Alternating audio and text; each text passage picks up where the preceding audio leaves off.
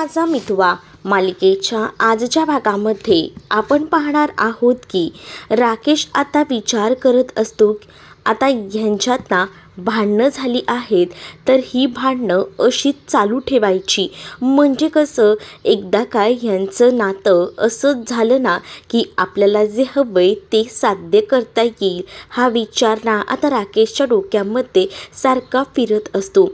तर दुसरीकडे मात्र आता वल्लरी तिथे आलेली असते आणि वल्लरी जेव्हा आता तिकडे येते तेव्हा मात्र आता वल्लरी सांगू लागते की काय मग जावई बापू, तुम्हाला काय वाटलं मला काही गोष्टी कळत नाही आहेत का? पण तुमचा काहीतरी गैरसमज होतोय बघा, मला ना सगळ्या गोष्टी कळत आहेत. म्हणजे मी काय म्हणते, तुम्ही ते चेक जे आहेत ना ते असेच खुणा करून ठेवण्यापेक्षा जर बँकेमध्ये वटवले असते ना तर निदान पैसे तरी आले असते. तर मग तुम्ही या सगळ्या गोष्टी का नाही केल्या? करायच्या होत्या ना तशा, असं देखील आता ती म्हणत असते. आणि जेव्हा या सगळ्या गोष्टी ती बोलू लागते तेव्हा मात्र आता राकेश हसत असतो आणि राकेश म्हणत असतो की नाही, मला अशा सगळ्या गोष्टी आवडत नाही. मुळात आहे ना फ्रॉड करणं चुकीचंच आहे ना. मला जे काही होतं ते खरं तर अर्णवसमोर व्यवस्थित आणायचं होतं, सो मी तोच आणायचा प्रयत्न केला. बाकी माझ्या मनामध्ये तसा काहीच हेतू नव्हता, असं देखील आता तो सांगू लागतो. त्यावर आता मुद्दामूनच तुझा काही संबंध नाही आहे असं जर तू मला सांगत असशील आणि मी त्यावर विश्वास ठेवीन तर हा गैरसमज आहे तुझा, असं देखील आता ती म्हणत असते. तुमच्यामध्ये जे काही आहे ते मला सांगा, म्हणजे जी काही गाडी रुळावर चालली आहे त्यामध्ये माझीही तुम्हाला मदत होईलच ना, म्हणून आपलं म्हटलं. कारण मलाही माहिती आहे की तुम्ही एवढे वर्ष या घरामध्ये राहत आहात पण त्या घरामध्ये तुम्हाला हवा तसा मान आणि मोबदला मिळत नाही आहे. मग जर मी सांगेन ना त्या हिशोबात राहाल ना तर सगळ्या काही गोष्टी तुमच्याच हाती आहेत, असं देखील आता वल्लरी ज्या राकेशला म्हणत असते. आणि राकेशला जेव्हा ती या सगळ्या काही गोष्टी बोलते ना तेव्हा मात्र आता राकेश जो आहे तो आता विचार करत असतो आणि तो आता मनातच ठरवतो की नाही, काहीतरी नक्कीच गडबड आहे. पण ही वल्लरी मला शिकवते. हिला काय वाटलं मला काही गोष्टी कळत नाहीत का? मला सगळ्या गोष्टी कळतात. या प्रॉपर्टीवर हिचा किती डोळा आहे आणि या सगळ्या काही गोष्टी. पण हिला असं वाटत असेल की मला याबद्दल काही देखील कळत नाही आहे. पण राहू दे, तू मला जोपर्यंत वापरता येतेस ना तोपर्यंत मी तुझा वापर करून घेणार, असं देखील आता इथे असणारा हा राकेश बोलत असतो. दुसरीकडे आता जी बाहुली अर्णवच्या हाती लागलेली असते ती बाहुली जी आहे ना ती अर्णव हातात घेऊन बसलेला असतो. त्याच वेळेला आता जुना दिवस आठवतो. म्हणजेच काय तर या सगळ्या गोष्टी लहानपणीच्या आठवू लागतात. एकदा ना अंजलीला अशीच एका स्टॉलवरची बाहुली आवडली होती आणि तिला ती बाहुली हवी होती. मग ती बोलली होती की जेव्हा जेव्हा कधीही ना मला ना ही बाहुली हवी असेल तर मला ती घेऊन देशील का? हो, का नाही घेऊन देणार, देईन ना, असं देखील आता म्हटलेलं असतं. या सगळ्या गोष्टी जेव्हा बोलल्या जातात ना तेव्हा मग स्वतःहूनच त्याने स्टॉल लावलेलं होतं आणि स्टॉल लावून त्यांनी आता स्कूलमध्ये जसे काही फूडचे स्टॉल असतात ते लावूनच त्यांनी पैसे कमवलेले असतात. आणि काही दिवसातच ना अंजलीला जी बाहुली हवी होती ती मिळवून दिलेली असते. म्हणजेच त्याला असं वाटत असतं की आपल्या ताईसाठी ना आपण काहीसुद्धा करू शकतो आणि म्हणूनच त्याने हे सगळं केलेलं असतं. या विचारांमध्ये आता अर्णव असतो. पण तेवढ्यातच ना आता तिथे धावत पळत आलेला असतो आकाश आणि तिला दी असं म्हणतो. त्यावर काय झालं आहे दीदीला असं बोलून तो आता पळ काढतो.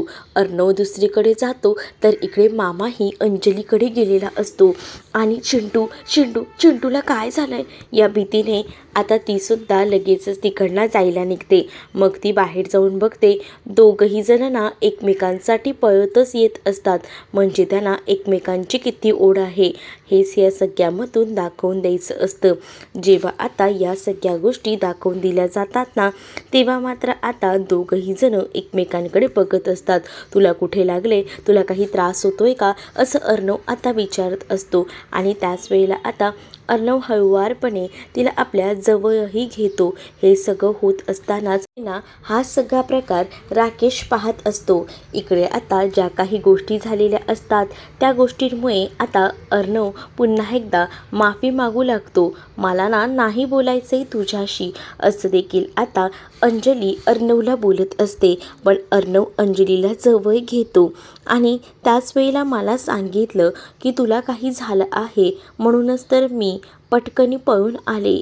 मला असं वाटलं की तुला काही लागलं आहे, असं बोलून ती आता सावरू लागते. मग अरे ही बाहुली तीच ना, आठवली का तुला ताई? मग आता अंजली म्हणत असते, मी कसं काय विसरेन, ही बाहुली माझ्या चांगलंच लक्षात आहे. आणि असं बोलून ती बाहुली ती हातात घेते आणि तिला तिचे जुने दिवस आठवतात. म्हणजे या बाहुलीसाठी ना तिने काय काय म्हणून नाही केलं होतं. आणि या सगळ्या गोष्टी जेव्हा तिला आठवतात ना, तेव्हा तिला अर्णव आणि तिचं लहानपण आठवतं. म्हणजे अर्णवने त्या परिस्थितीतसुद्धा त्याला जमत नसतानाही माझ्यासाठी त्यानं खास करून ही बाहुली आणली होती. आणि त्या बाहुलीमुळेच आता आपण पुन्हा एकदा एकत्र आलोय. त्या बाहुलीला बघून ना इकडे मात्र असणारी ही अंजली आहे ती आता पुन्हा एकदा अर्णवला मिठी मारते. आणि त्याच वेळेला आता ही आयडिया ना खरं तर आमच्या इंदोरी या सुनबाईंची होती. खरंच ना तू जी काही आयडिया केलीस ना, ते दोघंही भाऊ बहीण फायनली एकत्र आले बघ, असं देखील आता इकडे म्हटलं जात असतं. या सगळ्या गोष्टी जेव्हा आता बोलून दाखवल्या जातात तेव्हा मात्र आता अर्णव हा बाहुलीला दाखवतच अंजलीसोबत बोलत असतो.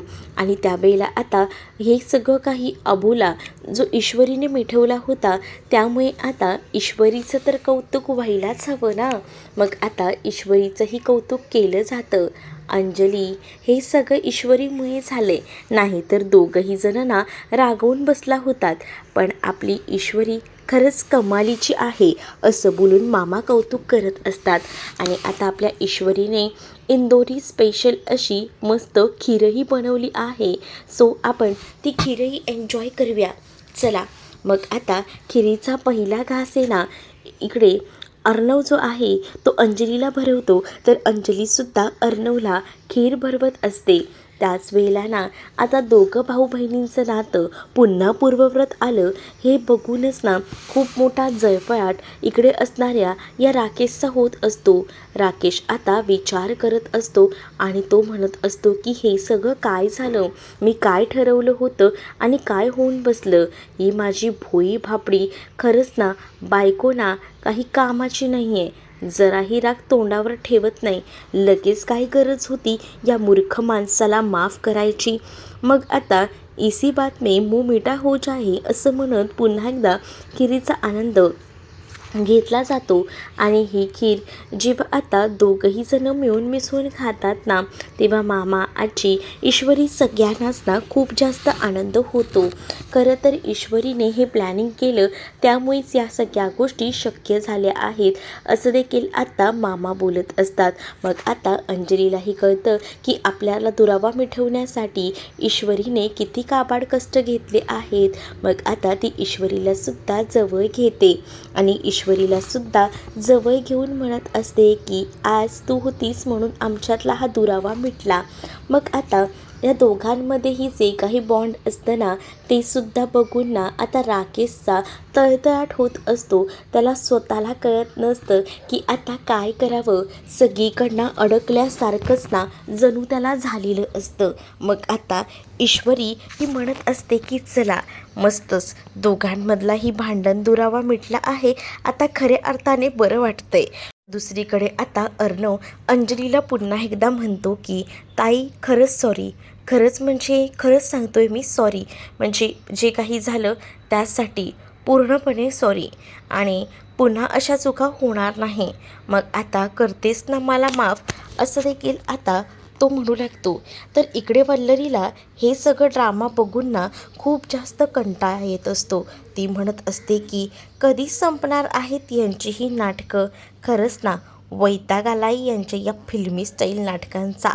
आता दुसरीकडे राकेशही विचार करत असतो की यांचं जे काही नाटक सुरू आहे ना ते पुन्हा एकदा पत्त्यावर पडलंय. तर म्हणजे मी विचार करत होतो या दोन्ही भाऊ बहिणीमध्ये भांडणं लागली आहेत तर ती अशीच कंटिन्यू राहायला हवीत. तर कसलं काय पुन्हा एकदा ही दोघं एकत्र आली आहेत. कशाला आली ती एकत्र, नाही यायला हवी होती असं देखील आता विचारणा इकडे मात्र आता सुरू असतो. आता अंजलीला शांत एका जागेवर बसवलं जातं आणि त्याच वेळेला अर्णव तिला एक एक करून खिरीचा घास भरवत असतो. राकेशला संताप होत असतो. राकेश म्हणत असतो की माझ्या हातातोंडाशी आलेला घास या इंदोरी जिलेबीमुळे गेला आहे. तिनेच या भावा बहिणीला एकत्र आणलंय. मला असं वाटलं होतं की ह्यांच्यातली भांडणं एवढ्यात तरी काही मिटत नाही, पण या इंदोरी जिलेबीनेच हे सगळं केले. इंदोरी जिलेबी तुझं काय करू ग, राकेश आता म्हणत असतो. राकेशने सगळा प्रसंग स्वतःच्या डोळ्याने बघितलेला असतो. मग आता तो ठरवतो खरंच ही माझी भोळी भाबडी बायको आहे, तिच्याशी जरा बोलायलाच हवं. इतक्या लवकर कसं काय सगळं काही होणार आहे. या दोघांमधली भांडणं ही अशीच गरम आहेत तोपर्यंत अजून तेवट ठेवायची असं आता राकेश ठरवत असतो. राकेश आता रूममध्ये जातो आणि त्याचसोबत अंजलीला म्हणत असतो की अंजली काय झालं, तुमच्या दोघांमध्ये जे काही वाद होते ते मिटले का. अंजली म्हणत असते की हो हो मिटले आहेत आमच्या दोघांमधलेही वाद. मग आता या सगळ्या गोष्टी बोलत असतानाच आता अंजली म्हणत असते की खरंच ना मला एका पॉईंटसाठी कुठेतरी असं वाटलं की खरंच अर्णवला काही झालं आहे, म्हणूनच तर मी धावत पळत गेले. पण नशीब अर्णवला काही झालं नव्हतं. म्हणजे अर्णवला काही झालं असतं तर मला काय वाटलं असतं. मग अगं माझी भोळी भाबडी बायको किती सगळ्या लोकांवर किती पटकन विश्वास ठेवते.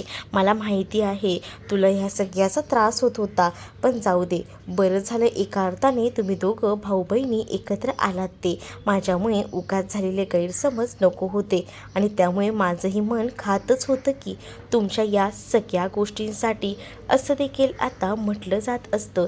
या सगळ्या गोष्टी जेव्हा आता राकेश बोलत असतो तेव्हा मात्र आता अंजली राकेशचं बोलणं शांतपणे ऐकून घेत असते.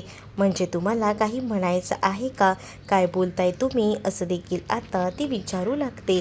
त्यावर मात्र काहीच नाही, सहज म्हणून मी म्हटलं, बाकी मला असा बोलण्याचा काही उद्दिष्ट नव्हतं. पण आता तुला कळलं आहे ना.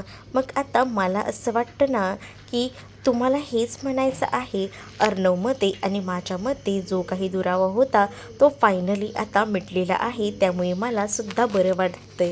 हो हो माझी भोळी बाबडी बायको, तू लगेच ना कोणावरही विश्वास ठेवतेस. तुझा हा स्वभाव जो आहे ना तो तुझ्यातला काढू नकोस. म्हणजे मला हे एक आवडतं की तू कोणावरही लगेच विश्वास ठेवतेस आणि तुझा हा स्वभाव ना कायम तसाच राहायला हवा. आणि कधी कधी असं वाटतं ना की तुझा म्हणजे आपलं बाळ जे आहे ना ते सुद्धा असंच निरागस व्हायला हवं, अगदी तुझ्यासारखंच, असं देखील बोलून तो मुद्दामूनच ना आता कौतुक करत असतो. इकडे आता अर्णवच्या हाताला जो मांजा लागलेला असतो ना त्यामुळे अर्णवला आता काही काम करता येत नसतं. तरीसुद्धा त्याचं तो काम करायचा प्रयत्न करत असतो. म्हणजेच काय तर त्याला आता कपाटातून टॉवेल हवं असतं, तर ते टॉवेल काढत असताना सुद्धा ना त्याला आता काढता येत नसतं. मग आता ईश्वरी म्हणत असते की जर तुम्हाला या गोष्टी जमत नसतील तर तुम्ही मला सांगा ना, मी तुम्हाला मदत करतेस की, असं देखील ईश्वरी आता अर्णवला म्हणत असते. त्यावर अर्णव म्हणतो की तुझं काम कर, माझ्या कामामध्ये मध्ये येऊ नकोस. त्यावर ईश्वरी म्हणते की अहो खरं तर ना मी तुम्हाला जेवायला बोलवायला आले होते, चला ना जेवून घ्या थोडंसं, आणि तुम्ही जोपर्यंत येत नाही तोपर्यंत मी इथून जाणार नाही, असं देखील आता ती म्हणत असते. मुद्दामून अर्णवला ती आता ब्लॅकमेल करत असते. अर्णवला ब्लॅकमेल करत असतानाच इकडे आता अर्णवच्या हाताला पुन्हा एकदा थोडंसं दुखत असतं. मग ईश्वरी म्हणत असते की एवढा त्रास होतोय तर कशाला म्हणून ह्या सगळ्याचं एवढा मोठा इश्यू करून घेताय? सांगा ना, काही कामं जमत नसतील तर मला सांगा, मी आहेच की. मग आता अर्णव म्हणतो की तुझं कर हा, तू त्या तुझ्या पार्टिशनमध्ये जा आणि तुझा तिथे आराम कर, मला मध्ये घेऊ नकोस, असं देखील आता तो म्हणू लागतो. तर दुसरीकडे मात्र आता जो राकेश आहे तो पाय वगैरे दाबून देत असतो. म्हणजेच आजीला तो बरं वाटत नसतं म्हणून आजीचे नेहमीप्रमाणेच पाय वगैरे चोळून देत असतो. आणि तेवढ्यातच ना त्याच्या फोनवर सारखा नम्रताचा कॉल येत असतो. नम्रताचा कॉल आल्यामुळेच ना आता विचार येत असतो की काय करायचं आहे.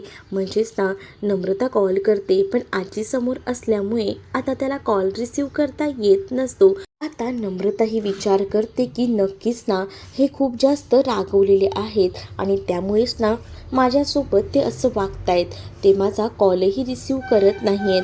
पण आता नम्रताला हे कळत नसतं की समोर आता त्याच्या कोणीतरी आहे म्हणून तो कॉल रिसीव करत नाही आहे. मग आता आजी आकाशला म्हणत असते की अरे आकाश, किती फोन वाजतायत, मगासपासून मी बघते. आकाश म्हणतो की आजी, एवढं इम्पॉर्टंट नाही आहे फोन, असं देखील आता तो सांगू लागतो.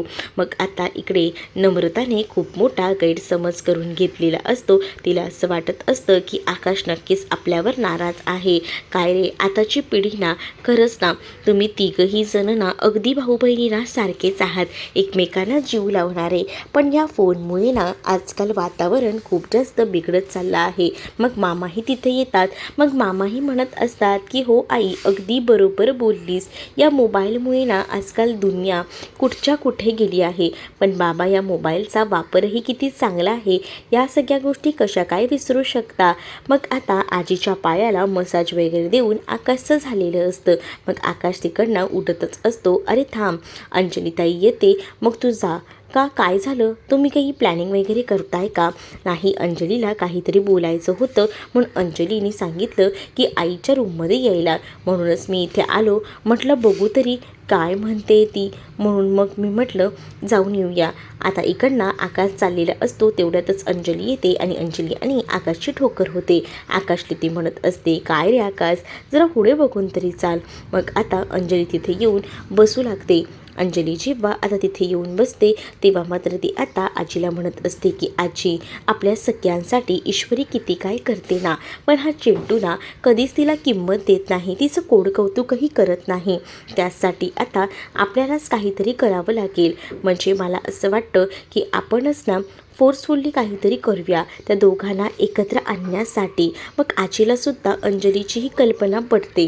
कारण अर्णवचं आजकालचं वागणं आणि ह्या सगळ्या गोष्टींमुळे त्यांना असं वाटत असतं की अर्णवने आणि ईश्वरीने जास्तीत जास्त वेळ एकमेकांसोबत घालवायला हवा आणि त्यासाठी आपणच काहीतरी पुढाकार घ्यायला हवा, असं अंजली म्हणत असते.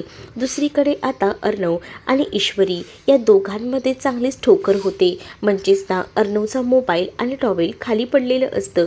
मग आता ईश्वरी म्हणत असते की थांबा, मी उचलून देते. पण आता ईश्वरीला तो म्हणत असतो की नको, खाली वागत असताना दोघांचे डोकं एकमेकांना लागतं. मग आता ईश्वरी विचार करते की दोघांचे डोकं एकमेकांना लागले मग शिंग यायला नको, म्हणून आपण पुन्हा एकदा डोकं एकमेकांचं आपटतो ना, अगदी तसंच तिने डोकं एकमेकांचं आपटलेलं होतं. आणि मग जेव्हा ते एकमेकांचं डोकं एकमेकांना आपटते तेव्हा आता तो म्हणतो की हे सगळं काय होतं. त्यावरती म्हणते की ते काय ना, आपल्या डोक्याला अशा शिंगा यायला नको ना, म्हणून मी हे सगळं केलं. मग आता अर्णवला राग येतो. अर्णव म्हणतो अवघड आहे या मुलीचं खरंच ना. मग आता अर्णव तिकडनं निघून जातो. तर दुसरीकडे आता घरातले सगळेजण अर्णव आणि ईश्वरी समोर हट्ट धरत असतात. काय तर त्यांना मटका कुल्फी खायची आहे. मग मटका कुल्फी हवी आहे, मग तू बाहेर जा आणि ईश्वरीला सुद्धा घेऊन जा, दोघंही जण आमच्या सगळ्यांसाठी मटका कुल्फी घेऊन या. अर्णव ऐकत नसतो. पण अंजलीच्या फोर्समुळे आता अर्णवला ईश्वरीला घेऊन जावं लागतं. ईश्वरी आणि अर्णव मटका कुल्फी वगैरे घेतात. त्याच वेळेला आता अर्णव येताना स्कूटी चालवत आलेला असतो. पण आता ईश्वरी म्हणत असते की आता तुम्ही माझ्या मागे बसायचं आहे, मी ते काही तुमचं ऐकणार नाही आहे. अर्णव म्हणतो मला चालणार नाही. पण ईश्वरी त्याला इतका फोर्स करते की आता अर्णवला फ्रंट सीटवरनं निघून मागेच आता ईश्वरीच्या बसावं लागतं. आणि जेव्हा आता ईश्वरीसोबत तो गाडीने चाललेला असतो तेव्हा ईश्वरी सुसाट गाडी चालवते हे त्याला माहिती असतं. म्हणूनच तो आता ईश्वरीच्या मागे मस्त धरून बसलेला असतो आणि ईश्वरीला हे सगळं बघून ना खूप जास्त हसू येत असतं.